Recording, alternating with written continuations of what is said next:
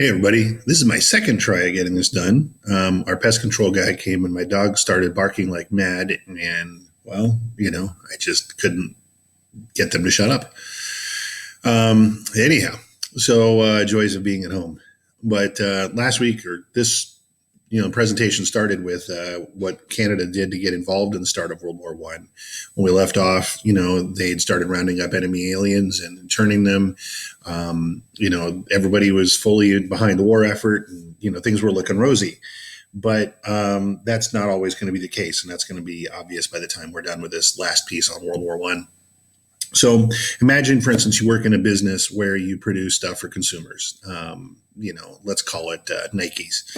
And you might like to buy the newest group of Air Jordans that come out. And you're like, oh, look at me, but is that really a vital good? I mean, really a vital good when there's a war on.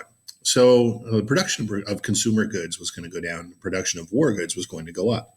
And in the time it took for an industry to go from being a peacetime manufacturer of consumer goods to a wartime manufacturer of war goods, there's going to be some conversion time that's going to be going. You need different pieces of tooling and equipment so you can produce those items. So some people are going to get employed while the industry converts over to what's needed. Other examples of people who sort of were victims of all this included the vast Trans-Canadian railways.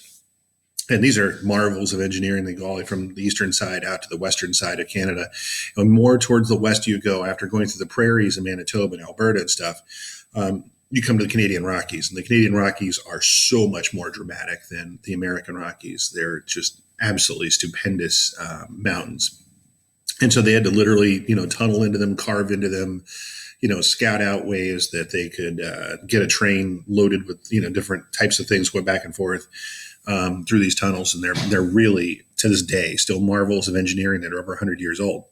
But is that a priority right now? Or is it, shipping war goods or moving soldiers out to ports so they can be embarked to go over to Europe, for example? So that's going to be hard for them to get loans because, they need the money to build up industries. To give you an idea of how much Canada is spending on its military in the first full year of the war in 1915, just what they spent on the military is more than what the government spent as a whole in 1913. So on top of, 1913, they're paying for the military, you're paying for education, you're paying for roads, you're paying for Trans-Canadian railways, paying for a lot of things. In 1915, just the military part alone is more than everything that was spent in 1913. You still have to pay for the healthcare, the education, the roadways, or whatever you're going to pay for as a national government, and it's going to require a lot more money. Canada itself, when people are unemployed, it's going to have a hard time raising some funds. They turn to the U.S. initially for some investments. The banks here, of course, were not involved in the war at the time. We're more than happy to loan money out because we're going to make money on the interest. Compounding Canada's problems were the fact that some of these Canadian manufacturers had made things, sent them over to Europe, and then once it gets over there, it's great. They want somebody to buy them, but now it's a war over there, and nobody over there wants to buy them. So the Canadian companies have made something in the expectation that it's going to get sold overseas, but in reality, it's not going to get sold, and they're not going to get paid for their work. And they shipped it across the Atlantic, and now they have to ship it back potentially, and it's all kinds of problems. So these companies that paid for things to get made are now having problems getting paid for what they made. Workers get laid off some more. But the only thing you can do to expect that you're going to have a really solid, consistent paycheck in this era is it's going to be working on one of the war production facilities. And for example, there's one artillery shell manufacturer in all of Canada. Now, artillery shells, for those of you not used to it, they're like the bullet-looking things you put into a cannon, you fire off towards the enemy. And, there's only one company in all of Canada that does that. You can't see the number down there because my head's in the way. But by mid-1915, we're talking about a year into the war, because the war starts in July and August of 14, the company had $170 million in orders, but it only basically completed about $5.5 million. And that word there, profiteering, might be like, well, what are you talking about? A lot of times the government contracts, you say, hey, government, we'd like to make artillery shells for you, and we're going to charge you X. But then you need to bring on additional workers, and you got to train them, and you got to get more equipment to build the artillery shells on, and you got to buy more trucks to deliver things. And so the cost per unit goes initially from X to Y to Z, and it's going to be something that they're like, well, you need the artillery shells. We're going to break the contract. We're the only people in town, so that idea they're going to be making extra money and not delivering the same per cost shell as they originally were. That's fairly common with government contracting, so that's a problem. So literally, there are people on the front over in Europe depending upon these artillery shells to show up, and they're not. And there's actually, times where they're running quite low. So there's this group in Britain that's initially formed because British companies aren't able to make everything that's needed. It's called the Imperial Munitions Board, and they basically take on oversight of the one particular artillery shell manufacturer in Canada, and they figure out what the problem is. There've been some strikes along the way. There've been some other things going on. All those get quashed. They open up another factory.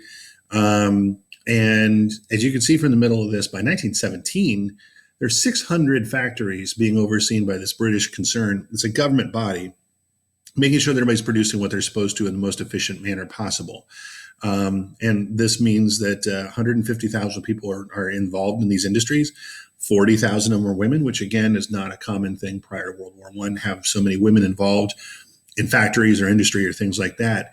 And they had a rather hefty, easy to remember figure of $2 billion in sales a day coming from Canadian war manufacturing, which was obviously important to the economy of Canada.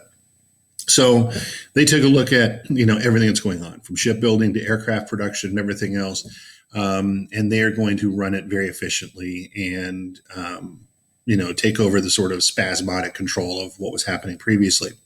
So again, part of what's necessary are bonds. And you see the Victory Loan, that's a bond campaign that goes out. You see every dollar spent in Canada leads to prosperity. And again, you have the idea perhaps that once the war is over, whatever is like, let's say, for instance, and they're not making tanks at that point, but let's say you're making tanks. You can convert that to making cars perhaps, or you can shift your production of rifles to maybe something else because now you have more manufacturing plant space, more trained workers and other things. And it's going to lead to more prosperity for Canada in the long run. Kind of a famous poster. I've seen it actually recently. I don't remember where.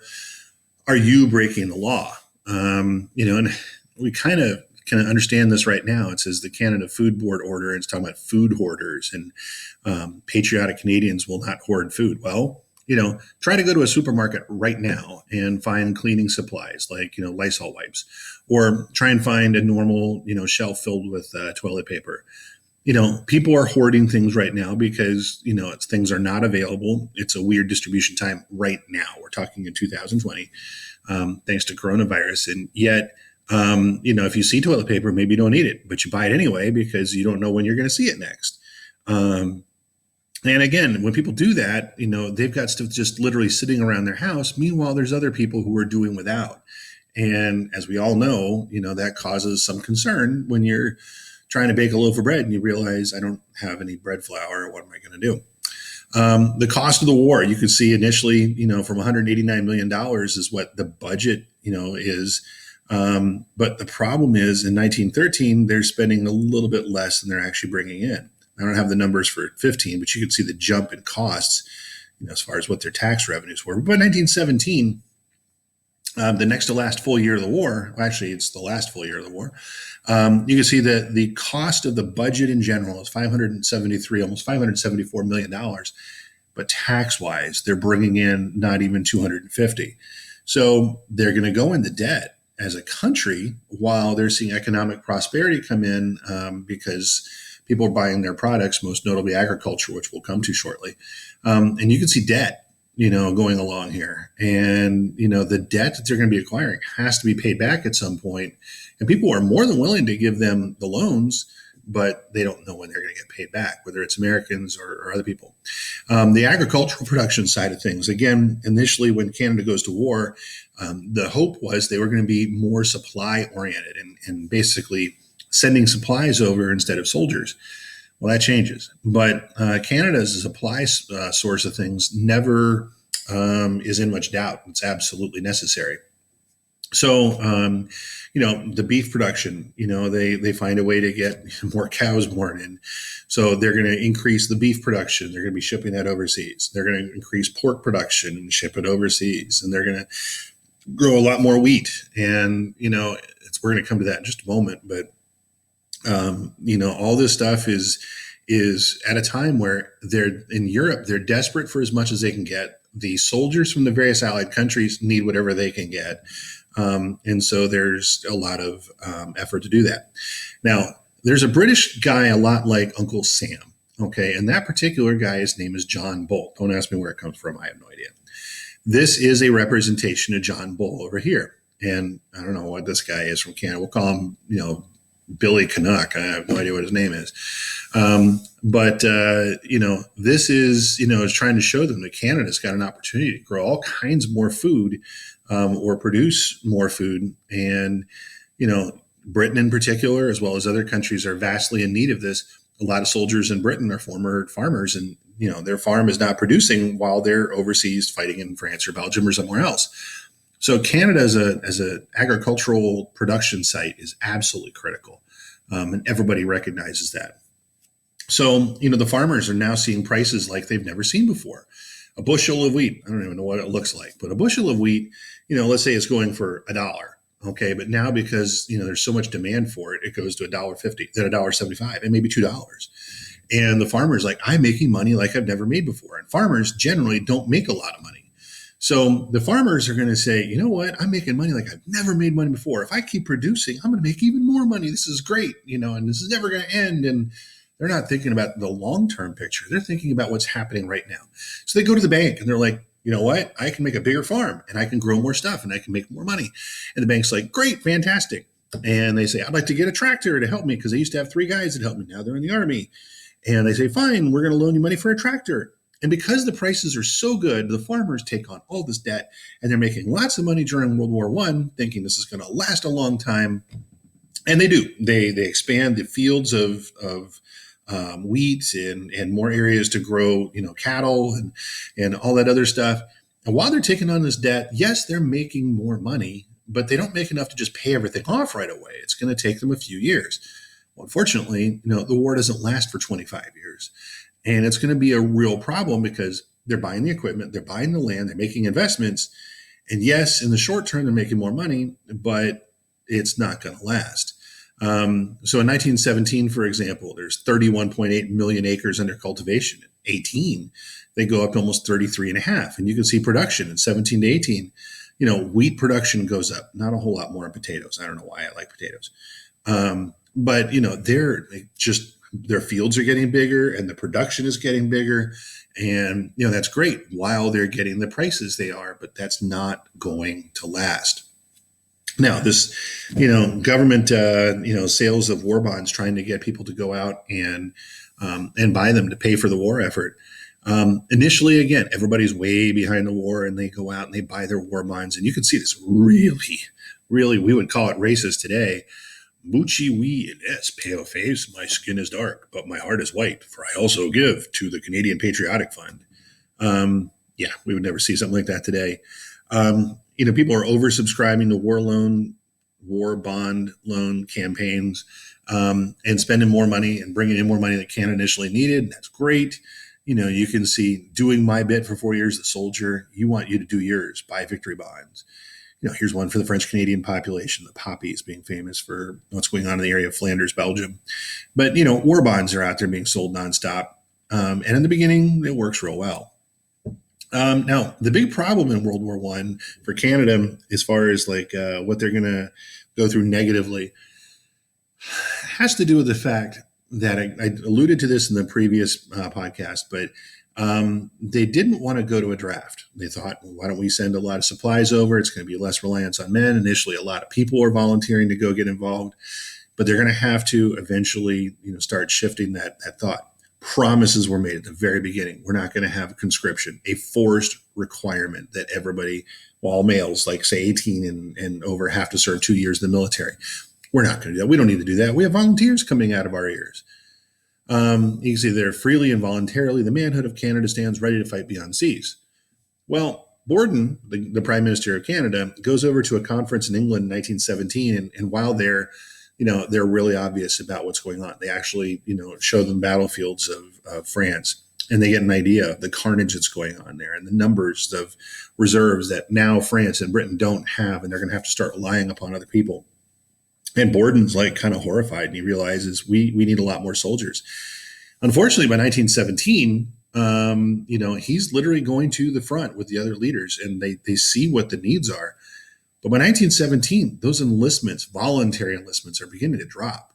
And you can see in 1914, we're going to send 50,000 soldiers over. In 1915, we're going to send 150 over. 1916, we're going to send 500,000. That's what you need at the moment. Okay, you lose some, you've got to replace those guys. So you can see there's a trend that's going dramatically upwards. But by 1917, when they realize, we're going to lose this, and all this effort we've made, this money we've spent, lives that have been lost in the campaign, it's going to all be for nothing if we don't do something. Here you see where the enlistments are coming in. These are people who volunteer as opposed to people who are needed. So in January of 16, just that month, 30,000 people volunteer to join the army. Now let's go back for a second to 16. You can see 500,000 people are needed to be over there. That's a cumulative figure, So, some people are already over there. And if you had 30,000 a month times 12, you get 360,000 on top of other people who were there before. Not a problem. But let's fast forward to April 1917 or August 1917. Now people are like, this has been going on for a long time. This is not that big glorious thing that we thought we were going to get involved in, and it's going to be over by Christmas. And our opportunity to earn military decorations for bravery and have our kids know what kind of heroes we were, and down the road, that's all coming to an end. And by now, the awfulness is quite known, and people aren't as eager to sign up to go over to get shot at or to experience poison gas or all those other things. And like I said, Borden goes over in 17, sees firsthand how bad it is, says we've got to increase how many soldiers we're sending over because Britain's literally running out of men, and so is France, and they have to do something about this. So remember, this is a guy who promised there's going to be no conscription going on ever. And I told you in the last presentation that the French Canadians were volunteering a little less, per capita than, say, the British descended Canadians, and so he says, you know what, we're going to have a registration. Now, again, in the United States, if you are a male around the time of your 18th birthday and you're a citizen of the United States, you are required to sign up for selective service. We don't have a draft right now. We don't have any plans to return to one. Don't freak out. But it's just, to know who's available and where they are, should some sort of big issue require it. When he says we want to have a registration, all of a sudden, literally just everybody starts to go crazy. The English Canadians are looking around, at the French Canadians saying, if you guys were volunteering in bigger numbers, maybe we wouldn't need this. And it's turning into this thing where the French Canadians are largely getting blamed. They don't like getting blamed. It's like questioning their patriotism. It's questioning their bravery and things like that. And again, out of the 432,000 Canadian volunteers, only 5% came from French Canada, despite the fact they're almost a quarter of the population. So people are like, dude, you're not doing your fair share.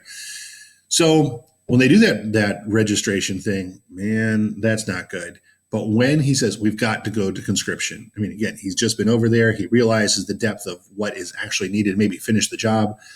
What he had promised, absolutely promised, now is going to happen. And to the French Canadians, it looks like he's specifically picking on them because they're not volunteering enough, and he wants more French Canadians to die. So this turns into rioting. This Military Services Act in 1917 leads to some hugely, significant riots in Canadian history. The French Canadians in particular, like I said, feel it's aimed at them. They call out the police, they call out the military to put things down. 150 policemen have to go out, and you can see the crowds in the background over here that are running out to do something. In Quebec City, there's a guy who gets arrested. And there's this guy walking down the street. Well, this guy is walking down the street, and they say, show us your military papers, show us that you've registered for conscription and everything else. He doesn't have them on him. He gets arrested. The French Canadians are like, oh, you guys are harassing him. It's pretty significant. The level of violence, the level of anger and resentment that's going on in these areas. Now, again, imagine you're, from Saskatchewan out in the western part of Canada. Um, you're looking at another province that, is rioting over this idea of being forced to serve. And again, you're looking at going, well, if you guys would serve, and the Quebecois are like, it's a voluntary thing. Why should we have to volunteer to go die? And, there's valid reasons on both sides for that. But, it's not a sense of Canada is all united over what's going on. The guy who before had led the French Canadians, and we've said his name before, Henri Bourassa, who at the beginning is like, we're all like one tribe, basically, kind of thing. Now he's leading the fight against this conscription effort that Canada's putting out.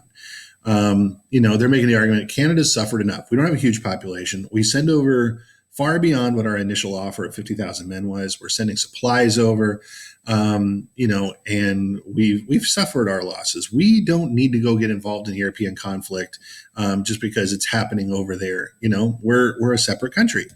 We need to do our part in making, weapons and making food and things like that. That's what men are needed for. And it completely goes against what essentially Borden has seen is needed and what the Allies think is needed. And remember, again, this is 17. This is the year where the Russian Revolution happens. This is where, Britain and France both are going to run pretty much out of reserves in 1917, late 17, early 18. It's the year that the U.S. is going to declare war.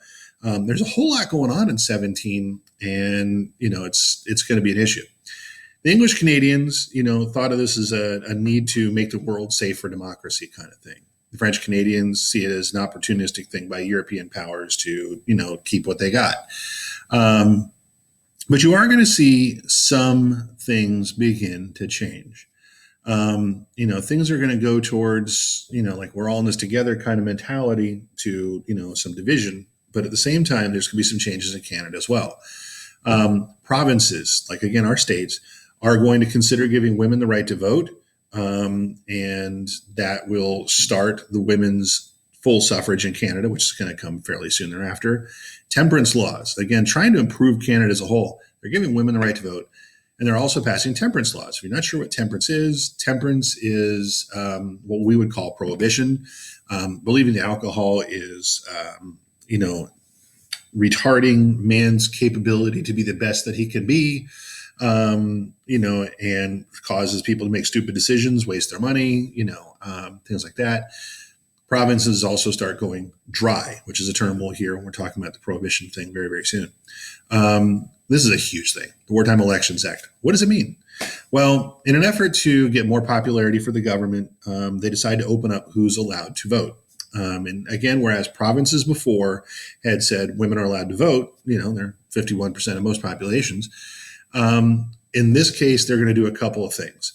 Number one, you can see that the Wartime Elections Act disfranchises citizens. So let's say, for instance, you moved to Canada from Germany in 1905, and you're a Canadian citizen, you became naturalized, you're like a proud Canadian now, and you're doing your part. Doesn't matter. You can't vote if you arrived after 1902 unless you have a son, grandson, or brother on active duty in the Canadian Army. The Wartime Elections Act also says that wives, mothers, and sisters of serving soldiers, as well as women serving in the armed forces, are going to get to vote as well. These are the first women allowed to vote in national elections by national law. So this increases the amount of people who will vote for Borden's party in an election that's coming up. Women are going to be like, hey, we're thankful for all this. But by now, there's enough people, especially in the French Canadian part of Canada, who are opposed to the Borden government, who are obviously not going to be supporting his party. And this is kind of a bid to retain political power. The people who are maybe upset with Borden because they were like German by birth, and maybe their cousin back in Hamburg, their nephew is on the front and got killed or something, and people are mad at the government for being involved in this. It's a political ploy, no different than things like FDR will do later on. But finally, in October 17, the Canadian government's going to say, guess what? It's time for full women's suffrage in Canada. And you can see in the picture up there, women nurses at an army camp registering to, or actually taking part in voting in an election is taking place. And again, this is to keep Borden's team in power as the war is coming to a close. And this is one of the bigger social changes that's going to be going on inside Canada during World War One. You're going to see unions go up in power because there's a lot more industrial workers. Instead of just being an agricultural country, factories are going to go way up. So unions are going to realize their power and occasionally going to go on strike. And that causes problems when you're looking for war production. You also see something else where they're going to start going after what people are earning. It's going to change the taxing system in Canada. So business profits were taxed, much more than they ever were before because businesses are making more money. And income taxes were also messed with. So if you look at the example written about on the right-hand side over here, under the Income War Tax Act, taxpayers that didn't submit a tax return were fined $100 a day with a maximum penalty of $10,000. So for example, normally in the United States, April 15th is tax day. Everybody completes their taxes by then. And, that's the law. This year it's different because of the coronavirus thing. But $100 a day with a maximum penalty of $10,000. Consider for a moment an annual married couple's income was $3,000. Imagine they were only supposed to pay $20 out of that total income of $3,000. So if you're being asked to pay $100 a day, that's 5 times what the average married couple is supposed to pay for a year. You're doing it in a day because they want to, number one, know how much money you're making. But number two, they want to make sure they get your money to help pay for the war. And, this is a huge sum. And it's really going to cause some people to, kind of question what's going on. Other things that come around, there's an anti-loafing law. Again, everybody needs to be doing their part for the war effort, but anybody who's not out there doing some for the war or looking productive, they can be arrested by the terms of laws passed by the Canadian government. Sedition, people are talking badly about the government or encouraging disloyal acts against the government. People are actively looking for that, arresting people in the United States. We'd say, hey, that's going to violate, your freedom of speech or peaceable assembly or other things. They're also going to ban the socialist parties, radical unions leading towards communism. Well, maybe you don't normally worry about that kind of stuff. But remember 1917, you have the first communist uprising and overtaking of a country. Russia goes from being Russia to being the Soviet Union, essentially. And now it's a real fear. There are actual countries who are succumbing to communism, and it can expand around the world if people are not careful. Newspapers published in enemy languages. Okay, again, remember, people who are rounded up taken to internment camps. There are an awful lot of people who'd immigrated to Canada since 1900. And just like in the United States today, there are languages there are newspapers published in Spanish or in some major cities in Chinese or Vietnamese. That's not allowed to be, anymore because we want to know what people are saying and we don't want them plotting against us kind of stuff. So there's a lot of things going on. As the war is coming to an end, Borden is feeling strong and confident what Canada's been doing all along. They're continuing to send men over, still sending supplies over. And he basically wants to be treated as an equal. He doesn't like the fact that the British generals are always in charge of what's going on, and it doesn't always work well. The British generals were trained in the days of the cavalry charge, and just keep sending men over the top to go attack trenches. And, the generals aren't the ones going over the top getting slaughtered. Of course, that's the average line soldier. So in 1917, they do create not the Canadians, but the British group in general is going to create the Imperial War Cabinet. And all the leaders of all the different British-dominated countries are going to essentially be brought to a table, and they're going to work together jointly on what's supposed to be happening. Instead of just the British guys calling the shots, this is a recognition their empire is really not what it used to be. And so the Australians are going to kind of have more of a say, and the Canadians are going to have more of a say, and so forth. And they're going to pretty much start turning over control to these two dominions. There's two dominions. There's Australia. There's Canada. And they're going to be allowed to have more of a say in what's going on in their foreign policy. So basically, there's a proposal that's made that says, look, we want to be fully independent for the most part. Nobody really goes against it. At the end of World War I, that is going to be what Canada essentially is going to be recognized as having by Britain. It's called the Westminster Statute. But they're going to be completely independent, whereas before they only had control over their domestic policy. They're going to sign the Treaty of Versailles, not like Britain doesn't sign for all of its people as an empire. Canada's going to be told, no, you get the sign on your own. They're going to be a full equal partner at the League of Nations. I mean, they don't have a seat on the executive council, just a few people. Like today, the Security Council exists in the UN, but they are going to be getting one seat at the League of Nations. So does Britain. So does France. So does a lot of people. But they're all equal. Now, again, they're going to be economically more successful at first. Then they're going to see their businesses, their factories, just struggling to keep up with orders. But that's going to lead to workers being worked and worked and worked. So they create unions, the workers go on strike, and then there's going to be disruptions being caused by that. Of course, women get the right to vote as well. That's going to be a major change as well. This is what goes on in Canada during World War One, and this is going to close out our World War One unit. Hopefully, it's been a little interesting for you, and that's that.